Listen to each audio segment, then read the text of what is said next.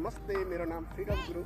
अहिले म कतारमा र अहिले हामी हेर्दै जानुहुन्छ। अहिले हामी मिया पार्कमा छौँ। यहाँबाट पछाडिदेखि सबै कतारको हामी ढुङ्गा पनि चढ्न सक्छौँ। त्यहाँनिर ढुङ्गा 10 रियालमा र हामी आज डाँडामा आइरहेको छौँ। मैले भने साथमा सुशील तामाङको साथी र आज हामी फ्राइडे छुट्टी मनाउनको लागि यो मिया पार्कमा आएर स्वच्छ सफा हावा खानको लागि हामी आएको छौँ। तपाईँहरूलाई पनि कतार घुम्न आउनुभयो भने त्यो मिया पार्क चाहिँ नछुटाउनु होला, धेरै रमाइलो छ। हामी चाहिँ आज अलिकति रातै परे पनि राम्रै छ, रमाइलो छ।